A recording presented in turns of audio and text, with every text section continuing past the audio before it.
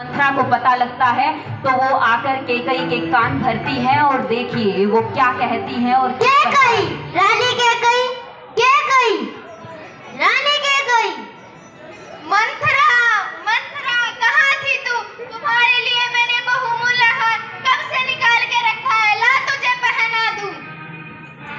माला गले में मत डाल रानी केकई, गला काट कर फेंक दे, जिससे तेरे बुरे दिन मैं अपनी आंखों से न देख सकूं।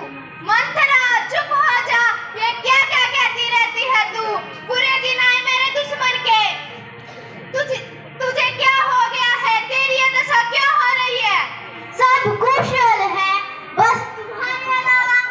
मैं तो बहुत खुश हूँ, मुझे तो बस एक बात दिखाई देती है, मेरा राम राजा कब बनेगा, कब राजसिंहासन पर बैठेगा। हाय हाय हाय, फूट गए करम। अरे करम जली, तेरा रूप तो अच्छा नहीं है, कम से कम बातें तो अच्छी कर लिया कर।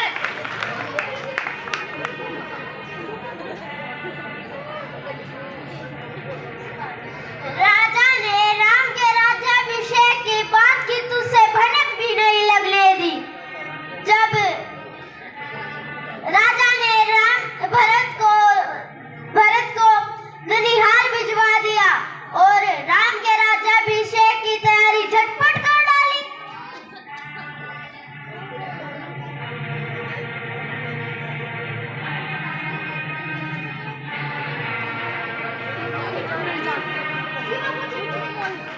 है मुझे तुझे लक्ष्मण लल्ला ने कुछ कहा होगा, मेरा राम तो ऐसी कड़वी बात बोल ही नहीं सकता। हाँ हाँ, क्यों कहेगा? सबसे मीठा रहकर ही तो पूरी अयोध्या को हड़प लेगा।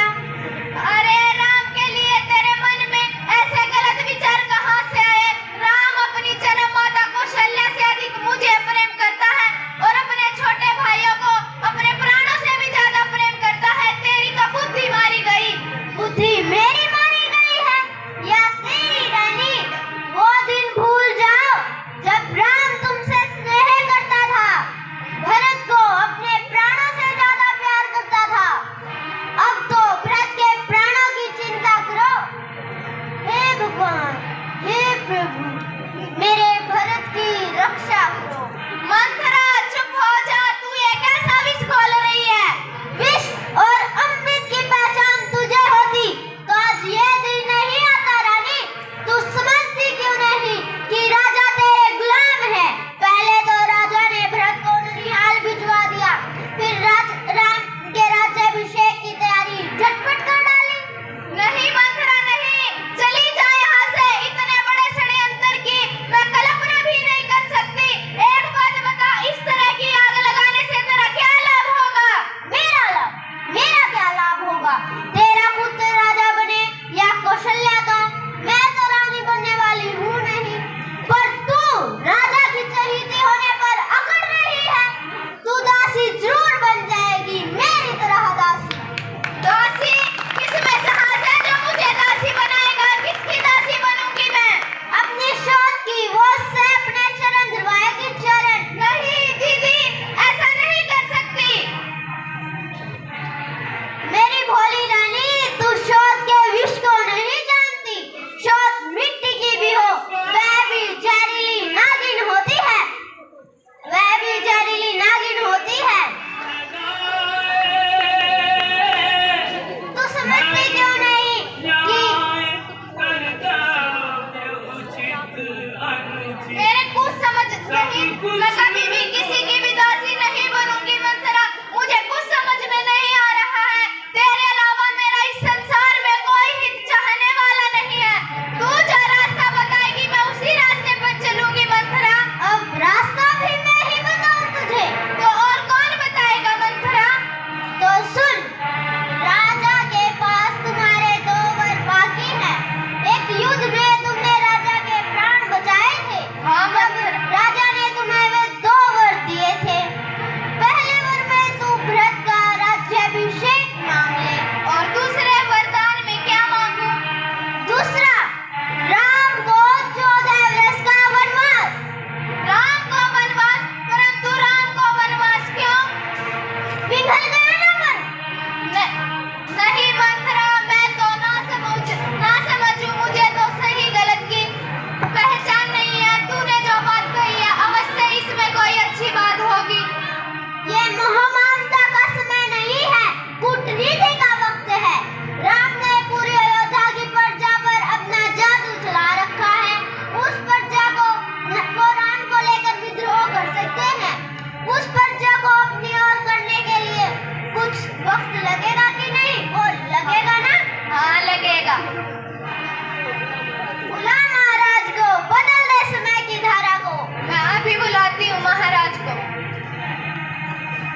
एक बार जोरदार तालियां हमारी विद्यालय की दोनों छात्राओं के लिए। क्या खूबसूरत प्रस्तुति दी है।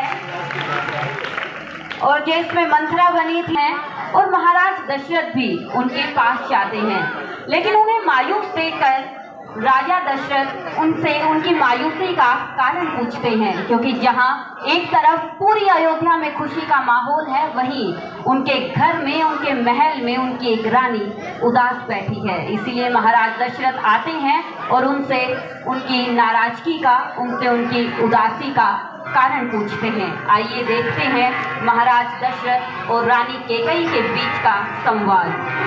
महारानी कैकेयी, महारानी कैकेयी, आप उदास क्यों बैठी हो महारानी? महारानी, क्या हुआ? आज इतनी खुशी के अवसर पर महल में अंधकार कैसा? महारानी, बताओ क्या हुआ?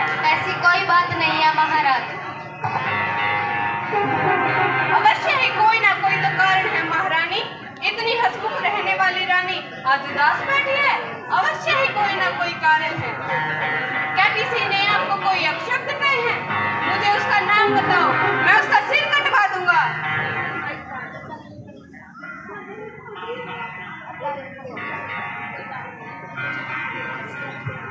ऐसी कोई बात नहीं है महाराज।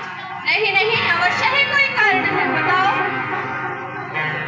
महाराज, अगर आप मेरे मन की बात पूछना ही चाहते हो तो सुनिए महाराज। हाँ बताओ। महाराज, आपको याद है एक जब असुरों और देवों के युद्ध में मैंने आपकी जान बचाई थी, तो आपने प्रसन्न होकर मुझे 2 वरदान दिए थे, आपको याद है? हाँ हाँ, मुझे याद है। तो आज मैं आपसे वो 2 वरदान मांगती हूँ। अवश्य ही रानी कैकेयी, आज इस शुभ अवसर पर जो आपको चाहिए आप भी मांगो, मैं आपको देने के लिए तैयार हूँ। तो सुनिए महाराज, पहले वरदान में मैं अपने पुत्र भरत को राज तिलक। क्या? ये तुम क्या कह रही हो रानी कैकेयी? ये असंभव है। हाँ महाराज, मेरे पुत्र भरत को अयोध्या के राज सिंहासन का तिलक। नहीं नहीं, रघुकुल की यही नीति है कि ज्येष्ठ पुत्र ही राजा बनता है, यही उसका अधिकार है रानी। महाराज, आप वरदान ना देना चाहो तो तोड़ दीजिए और लगा दीजिए अपनी रघुकुल नीति को दाग।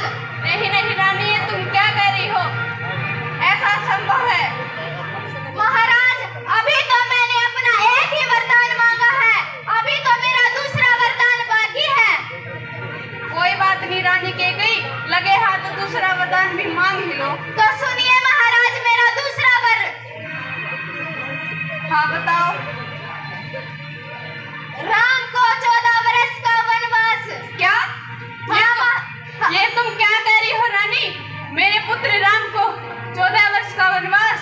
हाँ महाराज, राम को 14 वर्ष का वनवास चाहिए मुझे। मेरे प्राण प्रिय पुत्र को 14 वर्ष का वनवास? इससे अच्छा तो तुमने मेरे प्राण ही मांग लिए होते। महाराज, आपके प्राणों से ज्यादा मुझे राम को वनवास जरूरी है। ये तुम क्या कह रही हो रानी? मैं अपने पुत्र को 14 वर्ष का वनवास कभी नहीं दूंगा। महाराज, आपको देना हो तो दोनों वरदान दीजिए, वरना तोड़ दीजिए और लगा दीजिए अपनी रघुकुल नीति को दाग। नहीं नहीं, ये तुम क्या कह रही हो रानी कैकेयी? मैं तुम्हारा पहला वचन अवश्य पूरा कर सकता हूँ, परंतु अपने पुत्र को वनवास नहीं दे सकता रानी, वनवास नहीं दे सकता, नहीं दे सकता, नहीं दे सकता अपने पुत्र को।